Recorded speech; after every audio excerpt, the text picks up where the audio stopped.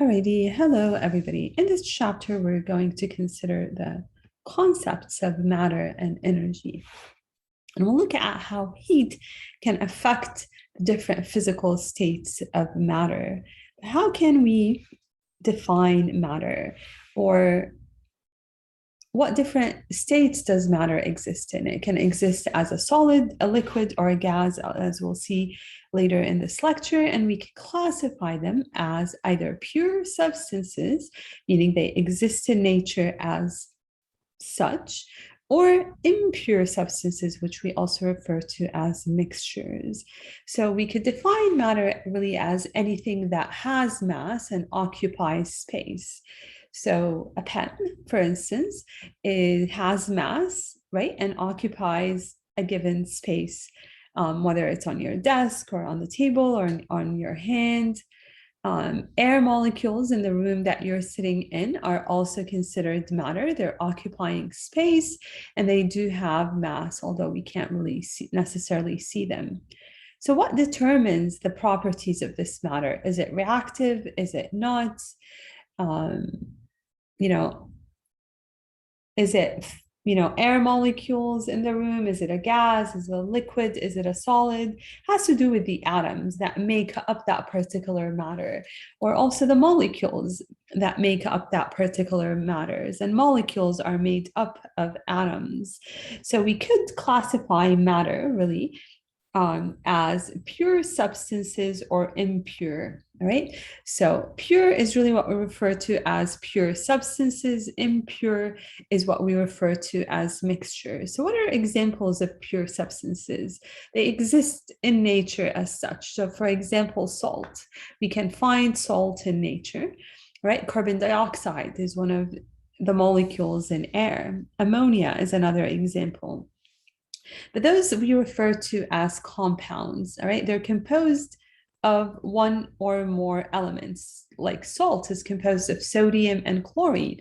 Carbon dioxide is composed of carbon and two oxygen atoms. Ammonia is composed of a nitrogen and three hydrogen atoms.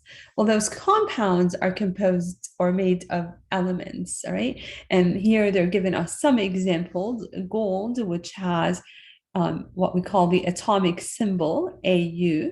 So each of the elements that we're going to learn about are found in the periodic table, and each element has a two-letter symbol associated with it or a one-letter symbol. If it's ever a two-letter symbol, the upper letter is always an uppercase, the second letter is always a lowercase, right?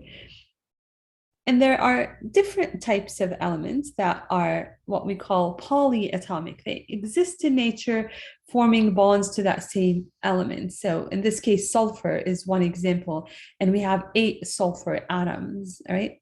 Nitrogen exists in nature as a nitrogen gas, where you have 2 nitrogen atoms. So we're going to encounter those later, what we call or refer to as polyatomic or diatomic elements, right? Well, what about mixtures? Mixtures, we could classify them as being homogeneous or heterogeneous, right? And heterogeneous, if you take a look at it, it looks like two different components. An example, if you put salt in water or if you put oil in water, you could visibly see the sand in the water and the oil in the water. Okay, so their properties remain the same. Whereas if it's a homogeneous mixture, we could either think of it as a suspension like milk, or we could think of it as a solution, which is most of what we'll really discuss in this course. And an example, let's say, is salt in water. If you ever take a cup of water and you dissolve some salt in the water, and then you take a look at the cup, you won't be able to tell that you have two different components, that you have salt and water or sugar and water. And we call that a homogeneous solution, right? And another example is white gold. It's actually made of gold, which has the symbol AU, and lead, which has the symbol PD, right? At the moment on this part, you don't really need to memorize any of the elements and their symbol, or although we'll get to that at a later lecture. Okay, so we could classify matter as pure substances, which are elements or compounds, or as impure mixtures, really, either homogeneous or heterogeneous. So if you take a look at that particular image, and it's just showing you different atoms, think of those as elements that are forming a bond to something else. What do you notice between the three different squares and what's inside? So those spheres are really different colors that are typically representing different elements when we draw them, but not in this case. All right, so on the one on the left, for instance, it looks like we have two different types. One is blue and one is orange. Okay, so would we consider that an element, or would we consider that a compound? It's a compound. It's composed of two different types of elements that are forming a bond, right? Or two different elements, or even if it's the same elements that is forming a bond. Well, in the middle case is one of the exceptions, the molecules that are diatomic, right? Where they're forming a bond, they exist in nature as such, and we could refer to those as diatomic elements if they are in this case, right? And in the last image, you have a mixture of both, right? And then we refer to those as mixtures. So if we consider the middle image as an element, it has to be a diatomic element forming a bond to itself. And again, there are specific ones in the periodic table that are diatomic, right? We'll get to that. That's in general, how can we differentiate between a compound, an element, and a mixture, right? So now let's look further into pure substances, right? They're composed only of one substance, and we can't really physically separate it. What do we mean by physically separated? We're going to talk about physical properties, but think of it as if you're heating a pot of water on the stove, and then the water begins to boil. The water eventually will boil off and it will turn into water vapor, right? We're really not separating it into something else. It's simply boiling off and it's changing what we call its physical state, right? But it's still a pure substance, it's still water. So there are two types of pure substances. They're either elements, and we'll learn about the different elements from the periodic table, or they're compounds, and water would be one example. Okay, so we can't really break down biochemical reaction, and those are elements, right? That we'll see on the periodic table. Compounds can be chemically separated, right? Not physically, meaning not by changes in like heat, by adding or removing heat, right? So an example of that is water. So compounds are composed of different elements, all right, that make up that particular compound. And the composition of it is important. Can water be, let's say, 4 hydrogens and 2 oxygens? No, it specifically has 2 hydrogens per 1 oxygen. What we refer to this really as the chemical formula, right? It tells us how many atoms of each element are present in a given compound, right? And so they have the same elements in a specific proportion. In this case, for every 1 oxygen, we have 2 hydrogens. And that can't change, right? Well, the periodic table of the elements gives us the name and the symbol of the different elements, but it gives us a lot more information as well that we'll be able to take a look at. So we're going to take a look at how it's grouped and why it's grouped this way and what it means. But we have different columns, all right? Whether you read it in 1A or 1 through 18. Okay, and then we have what we call different periods, and they go, or rows, and they go 1 through 7. Well, the elements in the periodic table, what it's showing us is showing us the chemical symbol of the element. For instance, hydrogen is H, okay? Beryllium right here is Be, and it's showing you the name beryllium. Now, it has a specific atomic mass of that particular element and what we call an atomic number. So we're going to deal with quite a bit of those elements, and we're going to learn about how is it organized, and what does it tell us based on the way it's organized. But those are elements. They're pure substances, right? What are compounds? Well, compounds are formed by combining different elements, right? And it's important to note that the molecule those elements form are very different, have very different chemical properties than the original elements. So sodium, for instance, is a metal. Chlorine is a gas. It's one of the diatomic molecules. But if you think about it, sodium chloride is actually table salt, and it has very different properties than the individual elements, right? Very different chemical properties. Another example here that is shown is ammonia, which is composed of a nitrogen atom and 3 hydrogen atoms. So when we're looking at a chemical formula of a given molecule or compound, we refer to the different elements as atoms as well. We could say that it has 1 nitrogen atom and 3 hydrogen atoms, right? And that's what we refer to as the chemical formula. It's showing us the number and the different types of elements, all right? How do I know that NaCl is not 4 different elements? Remember, the very first letter is always capital. The second letter is a lowercase, right? So that's sodium chloride. So we could say that ammonia is made of 1 nitrogen atom and 3 hydrogen atoms. Okay, and that sodium chloride is composed, when we look at it, we think of 1 sodium and 1 chlorine, but the way it's drawn, it's actually what we refer to as a crystal lattice structure. Why? Why is ammonia different than sodium chloride? It differs because of the types of bond that those atoms are connected by.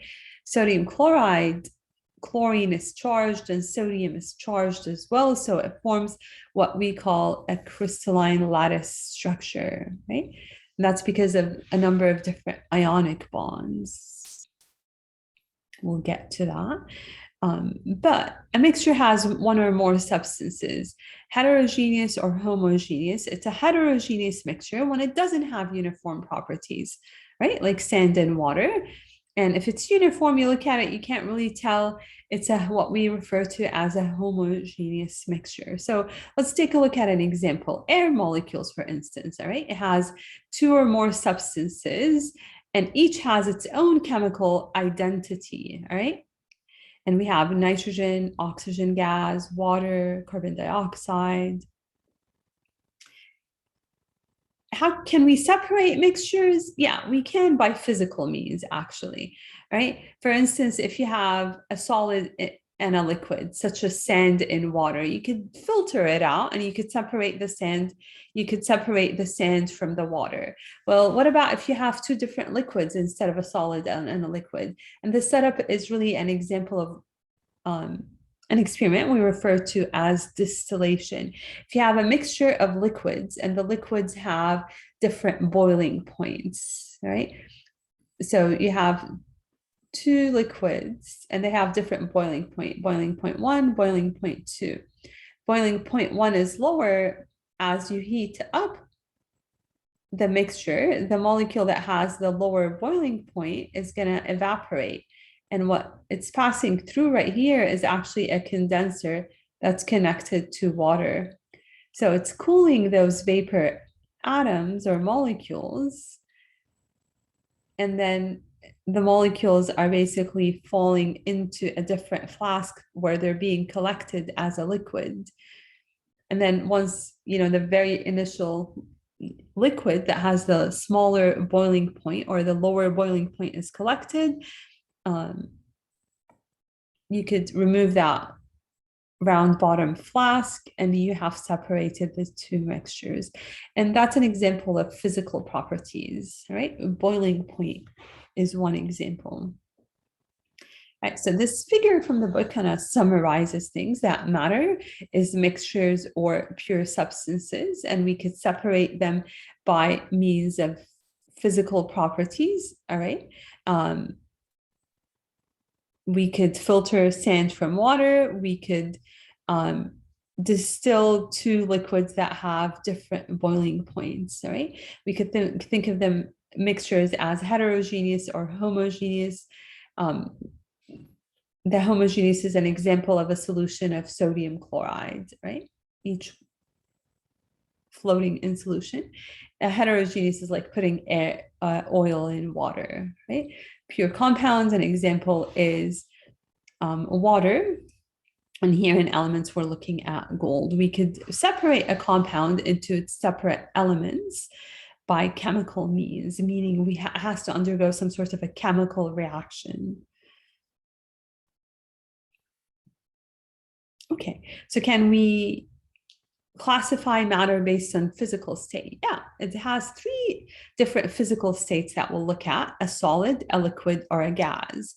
Right? And we're going to be interested in looking at the atoms or the elements, how they're packed in a solid versus a liquid versus a gas. So if you take a look at the image, you might be able to tell that those circles are really representing the different atoms or elements, and how in a solid, they're packed a lot more tightly, right? In a liquid, there's some space in between, and in a gas, they have a much wider space, right? And we're going to take a look as well at that the state of matter, whether it's a solid, a liquid, or a gas, is affected by temperature changes, right? Like ice melting. Ice is basically water in a solid state, right? What can we say about solids, liquids, and gas? If you think of a solid, a piece of rock, for instance, if you put it on a table or if you put it in a cup, it has its definite shape and volume. It's not going to change, as opposed to a liquid. If you have, let's say a bottle of water and you empty it into a cup or you empty it into a bowl, the shape that that particular water is taking will change, but the volume of the water will not change. It's just the shape will mimic the shape of whatever container it's in. Gas is a little different in that it will basically diffuse throughout and it will fill the container no matter the size, right? So if you're in a room and you close the door, you have specific air molecules in that room. As soon as you open the door, air molecules from like the hallway to your room are basically moving around, right? So what causes solids to basically be very tightly associated with one another? It's a type of force that we refer to as intermolecular forces, right? It depends on the type of atoms that are making up that solid and their interactions, right? Something that we'll take a look at later, right? And they don't have much room for motion, right? They're tightly packed. In a liquid, such as water, there are some intermolecular forces, right? But it has higher motion, right? An example of that, if you boil water, right? Water will start to evaporate, right? Gas molecules really don't have much of what we call intermolecular forces, and those are just interactions between molecules, all right? So they're independent of one another, and they're gonna just, in a balloon, those helium is typically what is filled for what we add balloons if it's not normal air, and you have those different helium atoms that are basically floating around. They're bouncing off of each other. Right? What happens if we increase the temperature on molecules? Then those molecules are moving a lot faster, right? So if you think of the different states of matter, solid, liquid, gas, if we take a look at a solid, we can say that the shape is fixed and the volume is fixed, right? And we can't really compress it much. Well, a liquid, the shape is variable. It takes the shape of its container. The volume is fixed. It's not really going to change. And can we compress it? Can you take a bottle of water and compress it tighter and still have that same volume of water? Not necessarily, right? But for a gas molecule, you can have a container that has some um, air and like an empty bottle of water, and you can try to compress it, and the water bottle will compress. The number of air molecules in that water are still the same, right? So you can significantly compress gases. And the shape depends on what we're looking at, and the volume depends on what we're looking at as well, right?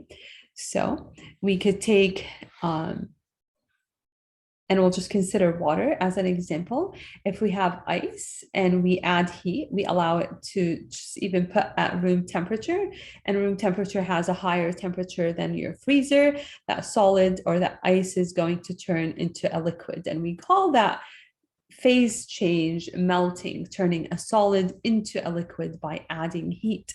Well, if we have liquid water and we put it on a pot and we turn on the heat, it's going to begin to boil, and then it's going to begin to basically turn into water vapor or the gas state. That's what we call evaporation, right? So that's when heat is added. Can we go the other way? Yeah, gas can condense, water like vapor can condense, and if it condenses, it turns into a liquid, and we could freeze the liquid and turn it into solid. So in one direction, we're adding heat. In a different direction, what we're doing is basically removing heat by cooling something down, right? All right, so know the difference between the terms melting, freezing, and something is vaporizing, right? Turning from liquid into gas, right? And what happens when we decrease the temperature, right? Like condensation of a gas into a liquid, or the freezing of a liquid into solid. Well, can we go directly from a gas into a solid? Yes, we refer to that as deposition, right? Can we go from a solid directly into a gas? Yes, we refer to that as sublimation. It's a phase change directly from a solid into a gas. And it's again, as a result of increasing in temperature, and the opposite for deposition. It's also a change in temperature, but it's from a gas to a solid, right? A little bit of different terms to make sure you know those terms. The different phases of matter and the differences between compounds, elements, mixtures, pure substances, or impure substances. All right, I hope you found this helpful.